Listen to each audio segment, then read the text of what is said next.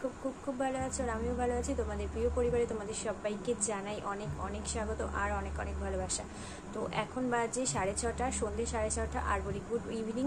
আর এখন থেকে আমি আমার ব্লগটা স্টার্ট করছি। আজকে কিছু রেগুলার রুটিন আমি তোমাদের সাথে শেয়ার করছি না। আজকে যে ব্লগটা বানাচ্ছি সেটা হচ্ছে মানে ব্লগই বলতে পারো, সেটা হচ্ছে আমার প্রেগনেন্সি জার্নি আর আমার ডেলিভারি ব্লগ। মানে ডেলিভারিটা আমার মেয়ে ডেলিভারি ব্লগটা আমি তোমাদের সাথে শেয়ার করছি। আর সেটা আমার মেয়ের, মানে আমার তাছাড়া তো আর কোনো সন্তান হয়নি, তো একটাই তো কন্যা, একমাত্র কন্যা আমার। তো ওর ডেলিভারি ব্লগটা আর ওর প্রেগনেন্সি জার্নিটা আমি তোমাদের সাথে শেয়ার করছি। মানে আমি ওকে নিয়ে কিভাবে কাটিয়েছি, ও আমার মধ্যে কিভাবে আস্তে আস্তে বড় হয়েছে, আমি কিভাবে সেগুলো অনুভব করেছি, মানে মাতৃত্বের স্বাদ কিভাবে আমি অনুভব করেছি, সেটাই তোমাদের সাথে আমি আজকে শেয়ার করতে চলে এসেছি। তো আমি যাকে নিয়ে মানে মাতৃত্বের স্বাদ অনুভব করেছি সে এখন ঘুমে মগ্ন। তো একটু আগে ঘুমিয়ে আছে, কারণ ও সারাদিন ঘুমায়নি, তো এখনই ঘুমালো। আমি ভাবলাম যে ঘুমা, তো এখনই ঘুমালো ও। তো সেই কারণে আমি ভাবলাম তোমাদের সাথে, যেহেতু সারাদিন আজকে কোনো ব্লগ শেয়ার করিনি, তো এখন তোমাদের সাথে একটু গল্প করাই যেতে পারে। আর চিন্তা ভাবনা করে দেখলাম যে এটাই তোমাদের সাথে শেয়ার করা যেতে পারে, যে আমার মা হওয়ার গল্পটা। তো চলো শুনে নাও আমার মা হওয়ার গল্পটা। তো প্রথম থেকে তোমাদেরকে সাথে শেয়ার করি। তো প্রথমেই বলি যে আমার প্রেগনেন্সি জার্নিটা খুব একটা সুখদায়ক ছিল না, কারণ যে মানে প্রথম মা হওয়ায় যে অনেকে যে একটা মানে একটা অন্য কিছু একটা ফিলিংস হয়, অন্য কিছু একটা জিনিস একটা অনুভব হয়, সেই জিনিসটা আমার মধ্যে মানে ছিল না বলতে কি, শরীরটা এতটাই অসুস্থ থাকতো যে সেই জিনিসটা আমি অনুভব খুব একটা করিনি। সেই কারণেই তো করেছি খুব অল্প সীমিত পরিমাণ, কারণ সেটা লাস্টের দিকে গিয়ে, ঠিক আছে। তো প্রথম যখন মানে আমি জানতে পারি যে আমি প্রেগনেন্ট, মানে আমি আর আমার হাজব্যান্ড দুজনে প্ল্যান করেই আমার মানে আমি বাচ্চাটা নিই। তো প্ল্যান করে নেওয়ার পর তারপর যখন আমি টেস্ট করে জানতে পারি যে আমি প্রেগনেন্ট, তখন আমার হাজব্যান্ড খুব খুশি হয়। আর হাজব্যান্ড খুব খুশি হয়, আমি তো যখন জানতে পারি তখন মানে আমি এমন ভাব হচ্ছে যে আমি চিৎকার করব, কিন্তু চিৎকার করতে পারছি না, কারণ একটু শ্বশুরবাড়িতেই চেষ্টা করেছিলাম, তো সেই কারণেই। তো তারপর আস্তে আস্তে আমি আমার মানে শ্বশুরবাড়ির সবাইকে জানাই, তো তারাও খুব খুশি হয়, কারণ আমার শাশুড়ি মা চাইতেন যে আমার বেবিটা খুব তাড়াতাড়ি হয়ে যাক। আর উনি মেয়ে বাচ্চাকে খুব ভালোবাসতেন। তো মেয়ে, আমার শ্বশুর মশাইও তাই, আমাদের শ্বশুরবাড়ির সবাই তাই, যে মেয়ে বাচ্চাকে খুব ভালোবাসতো, কারণ তারা আমার শাশুড়ি আর শ্বশুরের যেহেতু কোনো মেয়ে ছিল না, তো সেই কারণে ওরা মেয়েকে খুব ভালোবাসতো, মেয়ে জিনিসটাকেই খুব ভালোবাসতো। আর তাছাড়া তারপরে যখন আমি জানতে পারি তারা যে আমি প্রেগনেন্ট, তখন তারা খুবই হ্যাপি হয়। আর তারপর আমি আমার মা বাবাকে বলতে বাবার বাড়িতে জানাই, তো তারাও খুব হ্যাপি হয়ে যায়। আর আমার শ্বশুরবাড়িতে যেহেতু আমাকে একা একা কাটাতে হতো, কারণ আমার কোনো ননদ ছিল না, ননদ আছে সে মাসি শাশুড়ির মেয়ে, সে তো আমাদের বাড়িতে থাকতো না, সেই কারণে বেশিরভাগ সময়টা আমাকে একাই কাটাতে হতো। তো সেই কারণে আমার কাকা শ্বশুরেও মেয়ে আছে, কিন্তু আমার কাকা শ্বশুরের বাড়ি যেহেতু অন্য বাড়ি, তো সেই কারণে ওদের সাথে খুব একটা মানে আসা যাওয়া ছিল না, তো সেই কারণে আমাকে একা কাটাতে হতো। তাই সবাই চাচ্ছিল যে একটা মানে পরিবারে একটা নতুন সদস্য আসুক, যে আমার সময়ে আমার কাছে থাকবে, সবসময় আমি তাকে নিয়ে কাটাবো, তো এটাই সবাই চাইছিল। তো আমার মা বাবা শুনেও খুব হ্যাপি হয়, আর আমার শ্বশুরমশাই জানতে পেরেও খুব হ্যাপি হয়, কারণ আর আমার শ্বশুরমশাই যেদিন জানতে পারে তার পরের দিনই আমাকে বলেছিল যে আমার শাশুড়ি মানে আমার শাশুড়ি মা, আমার শ্বশুরমশাই সবাই আমাকে নাম ধরেই ডাকে, মানে বৌমা ঠৌমা বলে ডাকে না, তাপসী বলেই ডাকে, নাম ধরেই ডাকে। আর তো বলেছিল যে তোমাকে মানে অনেকে বলেন, অনেক শ্বশুরবাড়ির লোকজন আছে যে বলে যে ছেলে হলে বাড়ির থেকে বের করে দেবো, কিন্তু আমার শ্বশুরমশাই বলেছিল যে আমার ঘরে যেন লক্ষ্মী আসে, এই দায়িত্বটা তোমাকে দিলাম, আর আমার যদি নাতনি না হয় তাহলে কিন্তু আমি তোমাকে বাড়ি থেকে বের করে দেবো, তাই বলেছিল, ঠিক আছে। তো ইয়ার্কি মেরেই বলেছিল, কারণ এখনো এমন একটা যুগ আছে যে যুগে মানে জানা যায় যে ছেলে না হওয়ার কারণে অনেক মেয়েকে অনেক কষ্ট সহ্য করতে হয়। তো আমাকে সেই কষ্টটা সহ্য করতে হয়নি বলে আমার শ্বশুরমশাই এটাই আমাকে বলেছেন। তো সেই কথাটা শুনে আমি খুব মানে হাসছিলাম। তো প্রথম মাসেই আমি জানতে পারি যে আমি প্রেগনেন্ট। তো তার 1 মাস তার পরের মাসে মানে 2 মাস যখন প্রথম মাস যাওয়ার পর যখন আমি জানতে পারি টেস্ট করার পর, তারপর আমি একটা ডক্টরের কাছে যাই। সেই ডক্টর মানে কোনো কিছুর আমি নাম নেব না, তো সে একটা ডক্টরের কাছে যাই। সেই ডক্টরের কাছে মানে কৃষ্ণনগরে একটা ডক্টরের কাছে যাই। সেই ডক্টরের কাছে আমার মা গেছিল, আমার হাজব্যান্ড নিয়ে গেছিল। তো সেই ডক্টরের কাছে যেদিন আমি গেছি তখন আমার 2 মাস রানিং। তো তখন আমি ডাক্তারের কাছে গেছি। ডাক্তারবাবু বেশ ভালো টালো দেখে ওষুধ দিয়ে দিল, দিয়ে বললো যে বেবি ভালোই আছে। টেস্ট করে মানে তিনি দেখে বললেন যে বেবি ভালো আছে, সুস্থ আছে। তো তারপর আমি যথারীতি তার পরের দিন যেদিন আমি ডক্টর দেখাই তার পরের দিন ছিল আমার বার্থডে। তো সেই জন্য আমি ডাক্তার দেখিয়ে আমার বাবার বাড়িতে চলে যাই। আর বাবার বাড়িতে চলে যাওয়ার পর সেই দিন রাত্রিবেলা, তারপরের দিন যেহেতু আমার বার্থডে ছিল, তো ভেবেছিলাম আমি বার্থডেটা বাবার বাড়িতেই থাকবো, ভালোভাবে কাটাবো। তো সেদিনকা আমি ডক্টর দেখিয়ে যে বাবার বাড়িতে চলে যাই। রাত্রিবেলা আমি খেয়েছিলাম সেদ্ধ ভাত, একটা ডিম সেদ্ধ আর আলু সেদ্ধ দিয়ে ভাত খেয়েছিলাম। আর তারপরে মানে ওষুধ দিয়েছিল ডক্টর, সেই ওষুধটা সেদিন থেকে রানিং করতে বলেছিল। তো সেই কারণে আমি ওষুধটা নিয়েছিলাম, ওষুধটা খেয়েছি। তো রাত্রিবেলা আমি ভালোভাবেই ঘুমিয়েছি, কিন্তু ভোরবেলায় আমার মানে আস্তে আস্তে গা গোলাতে শুরু করে। আমি বুঝতে পারি যে আমার খুব গা গোলাচ্ছে। তো আস্তে আস্তে আমি ঘরের মধ্যেই মানে বিছানাতেই আমার উল্টো হয়ে যায়, মানে খুব অতিরিক্ত মানে বমি হতে থাকে। তো যে বমি টমি হওয়ার পর আস্তে আস্তে আমি মানে একদম নেতা মেরে যাই। তো মানে মুখে কোনো কিছু ঢুকছিল না। সকালবেলায় ডাক্তারবাবু যেহেতু বলেছিলেন যে মানে ঠিকঠাক মতো খাওয়া দাওয়া করতে হবে, তো সেই কারণে আমি মানে খাওয়া দাওয়াটা ঠিকঠাক রাখার জন্য সকালবেলা মা আমার জন্য সেদ্ধ একদম নরম ভাত করেছিল, কিন্তু আমি সেটাও খেতে পারিনি। কিন্তু সেই জন্যে তার সেই দিনই আমাকে আমার শ্বশুর শাশুড়ি বলেন যে ওকে নিয়ে বাড়িতে চলে আসো। তো ওখান থেকে গাড়ি ভাড়া করে আমার এখান থেকে দুজন দেওর গিয়ে গাড়ি ভাড়া করে আমাকে আর আমার হাজব্যান্ডকে মানে বাড়িতে নিয়ে আসে। তার আগে আসার সময় একটা হসপিটালে আমাকে দেখিয়ে নিয়ে আসে। তো হসপিটালে ডাক্তার ছিলেন একজন, তিনি ওষুধ দিয়ে দিয়েছিলেন যে বমিটা কম হওয়ার, যেহেতু আমার বমি হচ্ছিল সেই কারণে বমি হওয়ার ওষুধটা দিয়ে দিয়েছিলেন। আর ওখানে গিয়ে আমাকে একটা ইঞ্জেকশন নিতে হয়েছিল, প্রেগনেন্ট জেনেও আমাকে ইঞ্জেকশন দিয়েছিল, কারণ তারা হসপিটাল কোনো অসুবিধা হবে না সেখান থেকে আমাকে একটা ইঞ্জেকশন দিয়ে দেয়। তো বাড়ি আসার পর যথারীতি আমার মানে ভালোই অবস্থা ছিল। ভালো থাকার পর 1 সপ্তাহ পর আমি আর একটা অন্য ডাক্তারের খোঁজে, মানে সবাই তো ডাক্তার দেখাতেই হবে, সেই একটা খোঁজে লেগে পড়ে। তো আর একটা ডাক্তার দেখানোর সিদ্ধান্ত নেওয়া হয়, যে আমাদের সবার যে সিদ্ধান্ত নেওয়া হয় যে ওই ডাক্তারের মানে ওই ডাক্তারকে দেখানো হবে না। তো আমাদের এখানে যেসব ডাক্তার আসে সেই সব ডাক্তারের মধ্যে একটা ডাক্তারকে চুজ করা হয়, কিন্তু সেই ডাক্তার আমাকে দেখানো হয় না, কারণ 30 জনের বেশি সেই ডাক্তার অ্যালাউ করে না 1 সপ্তাহে। তো আগের সপ্তাহে নাম লেখাতে হতো, তার পরের সপ্তাহে দেখাতে হতো। তো আমার শরীরটা যেহেতু খুব একটা ভালো ছিল না, তো সেই কারণে সেই ডাক্তারকে দেখানো হয় না। পরবর্তীতে অন্য একটা ডাক্তারকে আমাকে দেখানো হয়।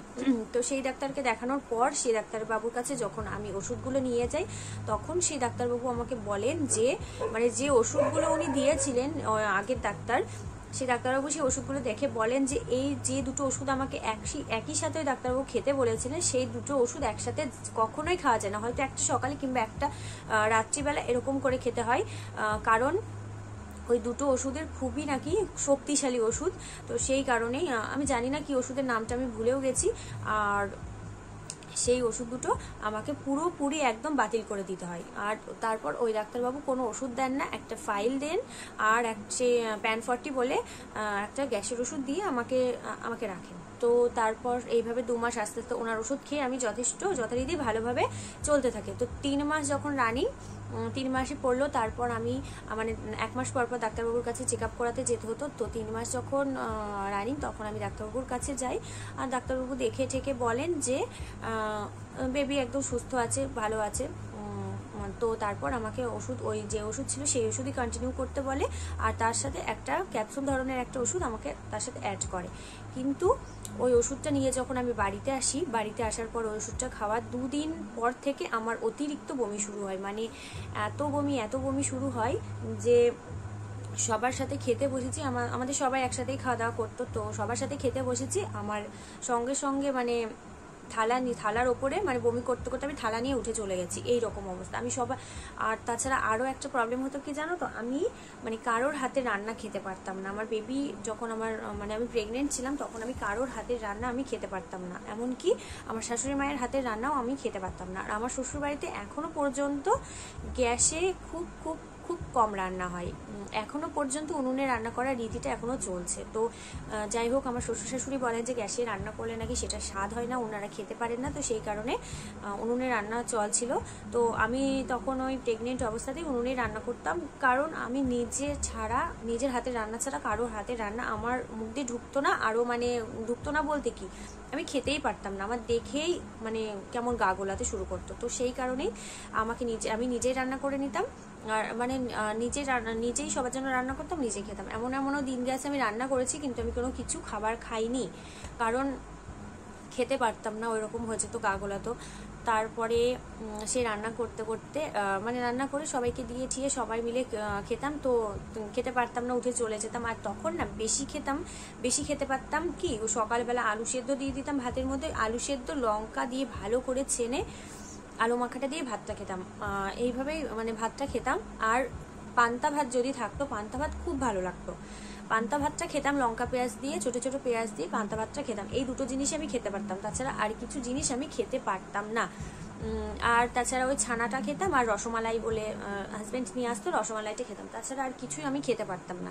এইভাবে আমার 4 মাস কেটে যায়, মানে এইরকম অবস্থাতেই মানে পুরো মানে বমিটা কন্টিনিউ হতেই থাকে। তারপর যখন আমি 7 মাসে পড়ি তখন আমার স্বাদের অনুষ্ঠান হয়, তখন আমি 7 মাসে যখন পড়ি তখন আমি একটু ভালো বলতে মানে খেতে একটু পারতাম, কিন্তু মাছ খেতে পারতাম না, আর মাংসর গন্ধটা আমার সহ্যই হতো না। তো এই দুটো জিনিস আমি খেতে পারতাম না। তো 7 মাসে যখন পড়ি তখন মানে মাংসটা খেতাম না, কিন্তু মাছটা একটু করে খাওয়া ধরেছেন। তো যথারীতি আমার মানে স্বাদের অনুষ্ঠানটা কমপ্লিট হয়। দুঃখজনকভাবে আমার স্বাদের অনুষ্ঠানে আমার বাবা মা আসতে পারে না, কারণ তাদেরকে ইনভাইট করা হয় না, কারণ আমাদের শ্বশুরবাড়ির নিয়মে মানে নিজেরা মিলে স্বাদের অনুষ্ঠান করতে হয়, তাছাড়া মানে কোনো মানুষজনকে স্বাদের অনুষ্ঠানে ডাকতে নেই, এটাই নাকি ওনাদের রীতি। তো জানি না, যাই হোক, তো সেই কারণেই এটাই নাকি ওনাদের রীতি। তো সেই কারণে আমার মা বাবাকে ইনভাইট করা হয় না। তো স্বাদের অনুষ্ঠান পেরিয়ে যাওয়ার পর আমাকে আমার মা, যেহেতু 7 মাসের পর প্রথম বাচ্চা হবে, তো বাবার বাড়িতে চলে যেতে হয়, এটাই নিয়ম। আগেকার যুগের মানুষরাও বলতো, আর এখন আমার শাশুড়িরাও মানতেন। তো সেই কারণে আমাকে 7 মাসের পর আমার বাবার বাড়িতে পাঠিয়ে দেওয়া হয়। তো সেইখানে গিয়ে মানে আমি যতটা না হ্যাপি এখানে ছিলাম, তো ওখানে গিয়ে তার থেকে বেশি, কারণ এখানে আমাকে সকালবেলা উঠতে হতো। সকালবেলা প্রেগনেন্ট অবস্থায় থাকলেও আমাকে সকাল 6টা নাগাদ উঠে পড়তে হতো। কিন্তু আমার বাবার বাড়িতে গিয়ে এই একটা জিনিস আমার ভালো হয় যে আমি ওখানে গিয়ে আমার ইচ্ছে মতো ঘুমাতে পারতাম। সকালবেলা আমি ঘুম থেকে উঠতাম 7টা-8টায়, তারপরে মানে সারাদিন ঘুম না আসলেও কোনো ব্যাপার ছিল না, দুপুরবেলা তো একটু শুতেই হতো। আর তারপর খুব খুব খুব খেতাম, ওখানে গিয়েও আমি নিজে রান্না করে খেতাম, মাকে রান্না করতে দিতাম না, কারণ আমি আগেই বললাম যে আমি কারোর হাতের রান্না খেতে পারতাম না, এমনকি আমার মায়ের হাতের রান্নাও আমি খেতে পারতাম না।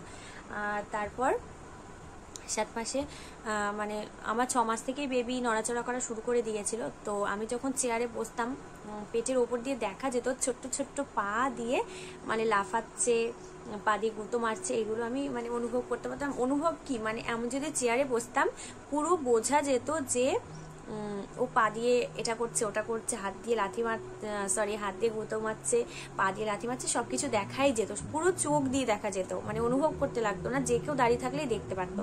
তো সবাই আমাকে দেখে কি বলতো জানো তো, সবাই আমাকে দেখে বলতো যে তোমার ছেলে হবে, কারণ এত প্রচন্ড নড়াচড়া করতো, সবাই দেখেই বলতো যে তোমার ছেলে হবে। আর 7 মাসের পর থেকে যখন 8 মাসে পড়লাম আমি, তখন খুব খুব প্রচণ্ড খিদে পেয়ে যেত রাত্রিবেলা। আর মা কী করতো, ব্রিটানিয়া কেক নিয়ে এসে রেখে দিত, তারপর যে লর্ড চমচম নিয়ে এসে রেখে দিত, আর একটা কী যেন লর্ড চমচম, তারপর সেই ক্ষীরকদম বলে না, ওগুলো নিয়ে এসে ঘরে রেখে দিত, কারণ রাত্রিবেলায় এই 1টা-1.5টা নাগাদ এতটা পরিমাণ খিদে পেয়ে যেত আমার, যে আমার তখন খিদে পেয়ে আমার বেবিটা নড়তো কম। সবাই বলে যে সবার বেবি হওয়ার সময় নাকি যখন খিদে না পাই তখন নাকি বেবিটা নড়াচড়া বন্ধ করে দেয়, আর যখন খিদে পায় তখন নাকি বেবিটা নড়াচড়া করে বেশি, কিন্তু আমার ঠিক উল্টো হতো। যখন খিদে পেতো তখন আমার বেবি একটু নড়াচড়া করতো না, আর যখন আমার পেট ভরা থাকতো তখন ও নিজের মনের খুশি মতো খেলা করতো। ঠিক আছে, তো এটাই হতো।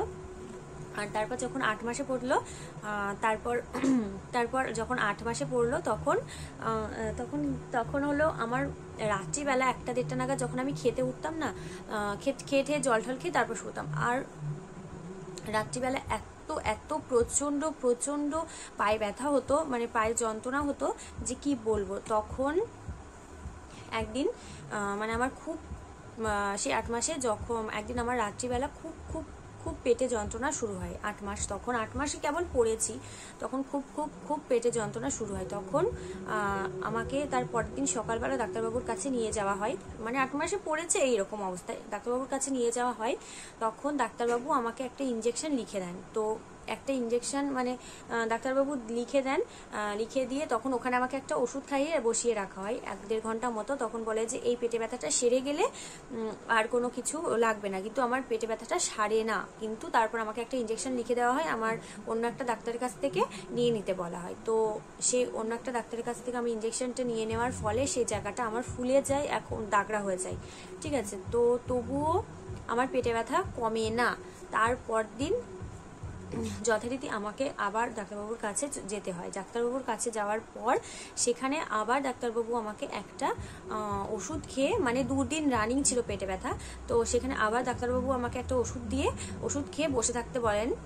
সেই ওষুধটা খেয়ে আমি বসেছিলাম, এবং তারপর 1-1.5 ঘন্টা 2 ঘন্টা 2.5 ঘন্টা মতো বসেছিলাম। তো 2.5 ঘন্টা বসে থাকার পর আমার মানে 2.5 ঘন্টা বসে থাকার পর তারপর আমার পেটে ব্যথাটা কমে। তখন আমরা সবাই একটু নিশ্চিন্ত হই, আর তারপর আমরা বাড়িতে চলে যাই। আর তারপর আর আমার কোনো অসুবিধা হয়নি। কিন্তু 8 মাসে যখন লাস্টের দিকে, তখন আমাকে আবার চেক আপে যেতে হয় আস্তে আস্তে। তারপর আমার 9 মাস আসে, 9 মাসে আমার 7 বক্ষণের টাইম চলে আসে। তো 7 বক্ষণের টাইমে তখন আমার বাবার বাড়িতে মানে আমার শ্বশুরবাড়িতে বলেছিল, কিন্তু আমার শ্বশুরবাড়ি থেকে কোনো লোকই সেখানে যায় না। কিন্তু আমার হাজব্যান্ড গিয়েছিল, কারণ হাজব্যান্ড প্রতি সপ্তাহে আমাকে দেখতে যেত। শুক্রবার যেহেতু আমাদের এখানে বাজার বন্ধ থাকে, সেই কারণে আমার হাজব্যান্ড শুক্রবার আমাকে দেখতে যেত। আর শুক্রবার দেখতে যেত, আর ওখানে থাকতো। আর ওখানে থাকতো বলতে কি, রাত্রিবেলা থাকতো, মানে সকালবেলা যেত, শুক্রবার দিন সকালে যেত, তারপরের দিন শনিবার দিন ও বিকেলবেলা কিংবা সকালবেলা দুপুরবেলা নাগাদ বেরিয়ে আসতো, এরকম করে যেত। তো এইভাবে কেটে যায়। তারপর যখন তারা অনেক দিন আগের কথা, তো আজ থেকে প্রায় 2.5 বছর আগের কথা, একটু মানে মনে আছে, আবার একটু ভুলে গেছি বলতে 8 মাস যখন রানিং, 8 মাসের লাস্টের দিকে পায়ে যন্ত্রণা রাত্রিবেলা এতটা পরিমাণ বেড়ে গেল যে কি বলবো তোমাদের, মানে খুব খুব অসহ্যকর যন্ত্রণা শুরু হতো। তো তারপর যখন 9 মাস পড়লো, তখন আমার 7 বক্ষণ দিল। মানে 7 বক্ষণ বলতে আমার 9 মাসের সাথে স্বাদের অনুষ্ঠান শুরু হলো। আর আমার বাবার বাড়িতে সেটা একটু বড় করেই করা হয়েছিল, তাতে কোনো অসুবিধা হয়নি। বড় করে বলতে আমার পিসি মাসি সবাই ছিল সেখানে। আর সেটার একটু ছোট্ট ভিডিও আমি তোমাদের সাথে শেয়ার করলাম, কারণ সেটা এখনও আছে। আর তখন না আমি একটু দেখতে অন্যরকম হয়ে গেছিলাম। তো চলো সেটা দেখে নাও, তারপর আমি আবার আসছি।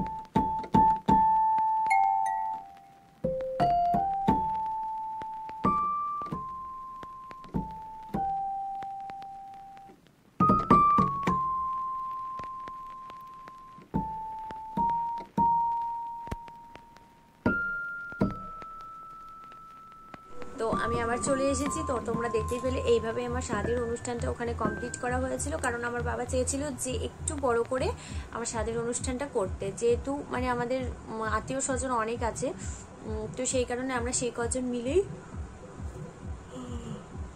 আজকে না খুব ঘুম পাচ্ছে যেন, আমি ঠিক জানি না কেন। তারপর মানে শাদির অনুষ্ঠানটা ওখানে এইভাবেই কমপ্লিট করা হয়েছিল। আর তারপর ওই বললাম পায়ে যন্ত্রণা করতো, তাছাড়া আর কিছু কোনো প্রবলেমই ছিল না আমার। আর আমার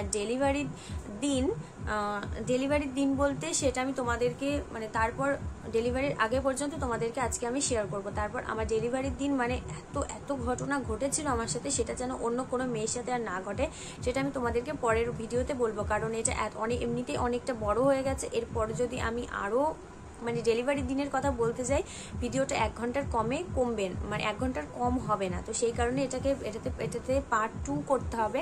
তো যাই হোক, তারপর যখন আমার মানে 9 মাসের লাস্ট আসে দিন, আমার ডেট ছিল 19শে আগস্ট ডেট ছিল 2018। হ্যাঁ 2018 19শে আগস্ট ডেট ছিল, কিন্তু আনফর্চুনেটলি আমার বেবি হয় 10ই আগস্ট। সেদিন 10ই আগস্টে কি হয়েছিল আমি তোমাদেরকে পরে বলবো। 10ই আগস্ট ফ্ল্যাশব্যাকে চলে যাওয়ার পর 8ই আগস্টের কথা আমি তোমাদেরকে বলছি। 8ই আগস্ট না, 7ই আগস্টের কথা তোমাদেরকে আমি বলছি। 7ই আগস্ট আমার সেদিন ছিল, 10ই আগস্ট ছিল শুক্রবার, আর 9ই আগস্ট ছিল বৃহস্পতিবার। 8ই আগস্ট ছিল বুধবার। হ্যাঁ বুধবার দিনের কথা আমি তোমাদেরকে বলছি, মানে 8ই আগস্টের দিনের কথা। তো 8ই আগস্টের সন্ধ্যেবেলা আমি আর আমার হাজব্যান্ড আর আমার মা ডাক্তারের কাছে যাই টুকটুকি নিয়ে। তো টুকটুকি ভাড়া করে আমরা ডক্টরের কাছে গেলাম। তো সন্ধ্যাবেলা ডক্টরের কাছে গিয়ে ডক্টর আমাকে যথারীতি দেখে ডক্টরের সঙ্গে আমাদের সরাসরি কথা হলো যে মানে বেবি হওয়ার কথা, কোথায় ভর্তি করব না করব এই কথাটা হলো। তো ডাক্তারবাবুর সাথে কথাবার্তা বলে আমাকে ডাক্তারবাবু সরাসরি জানিয়ে দিলেন যে তুমি 8ই আগস্ট শুক্রবার শনিবারের মধ্যে যে কোনো এই 2 দিনের মধ্যে যে কোনো একদিন ভর্তি হয়ে যাও বলতে 10-11 তারিখের মধ্যে যে কোনো একদিনে ভর্তি হয়ে যাও। তো আমার হাজব্যান্ডকে যথারীতি ডাক্তারবাবু জিজ্ঞেস করেছিলেন যে হসপিটালে করাবে না নার্সিং হোমে। তো আমরা বলেছিলাম হসপিটালে। তো সেই কারণে ডাক্তারবাবু আমাকে ওই একই উত্তর দিলেন যে শুক্র আর শনিবারের মধ্যে যে কোনো 2 দিনের মধ্যে যে কোনো একদিন ভর্তি হয়ে যাও। তো আমরা যথারীতি শুক্রবারেই ভর্তি হয়েছিলাম। তো যাই হোক, এই শুক্রবারের কথা। আর মানে সেদিনকার বাড়িতে এসে সবাইকে নানান ফোন করা হচ্ছে যে এই দিনে এই ডেট পড়েছে, এই দিনে ডেট পড়েছে, মানে সবাইকে জানানো হচ্ছে। সবাই এত খুশি যে একজন পৃথিবীর আলো দেখছে। মানে আমি এখন হয়তো হাসছি, হেসে তোমাদের সাথে গল্পটা করছি, কিন্তু আমি এতটা নার্ভাস ছিলাম যে তোমাদেরকে বলে বোঝাতে পারবো না। আর মনের মধ্যে সবসময় একটা ভয় কাজ করতো, আর সঙ্গে একটা আনন্দও ছিল যে প্রথম মা হওয়ার গল্প। তো প্রথম মা হওয়ার একটা স্বাদ, একটা মানে অন্যরকম, একদম অন্যরকম। তো চলো, এই ডেলিভারি ব্লগের 2টো পার্ট করতে হবে, কারণ বললাম তোমাদেরকে এটা যদি আমি বলি আজকে মানে এই ভিডিওতে দিই তাহলে এর থেকে অনেক বড় হয়ে যাবে। তো চলো, আজকের মতো আমি এখানেই বিদায় নিচ্ছি। এর পার্ট 2 আসবে, তো তোমরা দেখতে পাবে তারপরে যে সত্যি একটা বড় ধামাকা হয়েছিল। আর এই জিনিসটা আমি চাই যে অন্য কোনো মেয়ের সাথে যেন এই জিনিসটা না ঘটুক, ঠিক আছে? চলো, আজকের মতো আমি এখানেই বিদায় নিচ্ছি। তোমাদের সাথে দেখা হবে ডেলিভারি ব্লগ পার্ট 2 নিয়ে। তখন তোমাদের সাথে দেখা হবে ডেলিভারি ব্লগ পার্ট 2 নিয়ে। ততক্ষণ তোমরা ভালো থাকো, সুস্থ থাকো, আর আজকের মতো টাটা।